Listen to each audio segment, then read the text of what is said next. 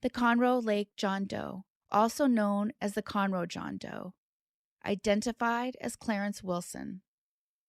Today's case is a case I actually covered as an unidentified doe. It's always somewhat satisfying and a huge relief even to find that they've been identified. I'm not going to rerun this one, however, because there's music in the background, and I found out later that it overruns some people if they're listening in headphones. So I'm just going to give you a little bit of a rundown about what had happened. If you're interested in that video, I'll put a link in the video here below. Our John Doe was found in Crater Lake in Conroe, Texas on August 3rd, 1986. Crater Lake isn't some huge fancy lake at all. Instead, it's described as a muddy area that was actually formed when an oil well exploded in 1983, leaving behind a crater that is now filled with water. And this is actually how it became a lake. So people were walking around this lake when they observed what appeared to be a person in the water. The fire department and deputies would arrive, heading out to the lake for what was anticipated to be an accidental event. However, it really wasn't. Our John Doe had been weighed down with 2 cement cinder blocks. His COD was due to multiple wounds. A tip would eventually come in saying they believed he was an area man who used to go by the name New York Billy. The only identifiable details about his case was that he had 3 tattoos that are noted as not being very well done. One said Baby Dawn, another said Liz, and a third was of a small devil with a painted tail. They believed the man was likely 20 to 35 years old. They eventually exhumed him in 2015 to get his DNA and to also do a reconstruction. They'd hoped for more tips, but none came in, at least none that would pan out. And they would find themselves doing this all over again this last year. The original DNA that they got is the old kind that you'll see where they say DNA available. The type they use for genetic genealogy is a lot more complicated, and that unfortunately required a brand new sample. And it was with this they would learn our John Doe was in fact a man missing from Texas City, Texas, named Clarence Wilson.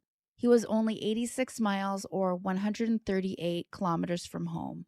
There's no indication he was ever called New York Billy. He did, however, have a sister who was missing him and needed to know what happened. It would turn out she went all these years thinking he'd chosen not to contact her. She was interviewed by Fox 26 Houston.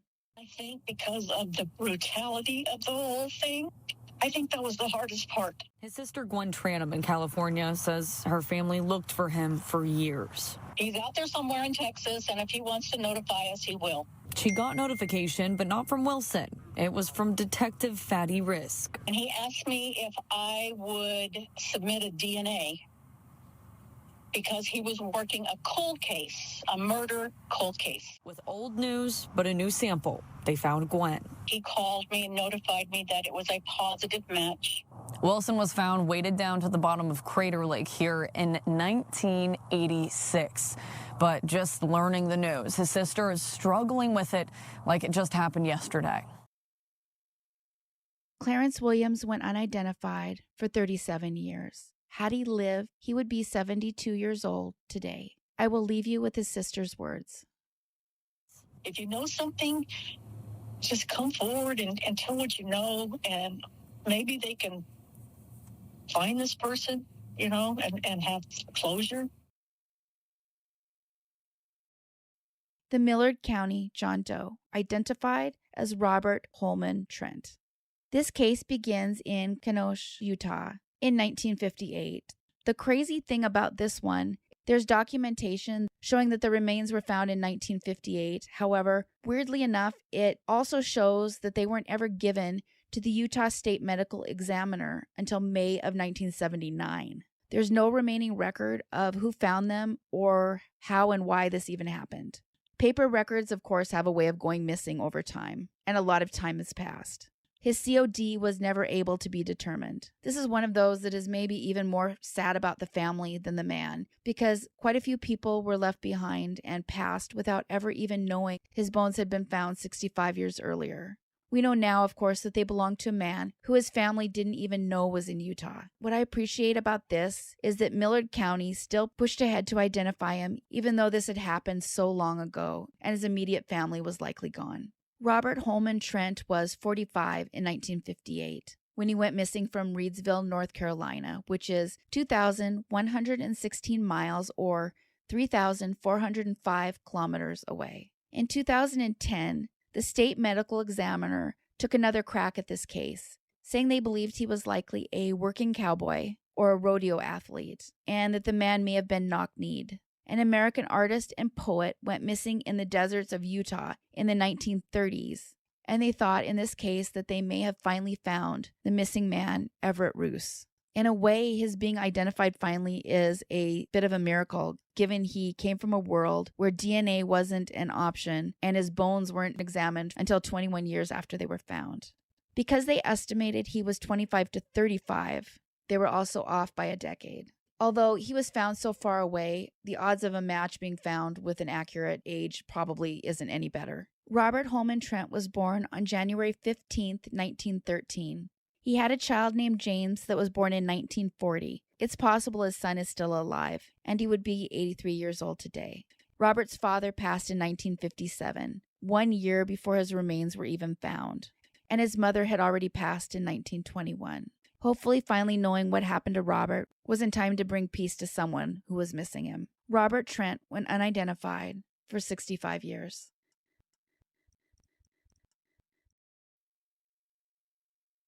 The Placer County Jane Doe, identified as Donna Lass. On September 6, 1970, a 25-year-old registered nurse named Donna Lass was working at a first aid station at the Sahara Hotel and Casino in Lake Tahoe. Donna had a logbook that she needed to use for her job, and her last entry would happen at 1:50 a.m. Then she just seemingly disappeared. It's not even clear if she finished her shift or not. We do know, though, that her car was parked near her apartment building, and this was located in State Line, Nevada. This is about a 7-minute drive away from the hotel where she worked. But the weird thing is, no one saw her leave the casino, and no one actually knows how her car got to where it was, or who was driving it. I know sometimes cameras seem intrusive, but in a case like this, had they existed at the time, it probably would have made all the difference. Donna was a responsible woman who was pretty reliable, and her family states that she would not have walked away. So they just had to keep looking for her, and they had no idea where she could be.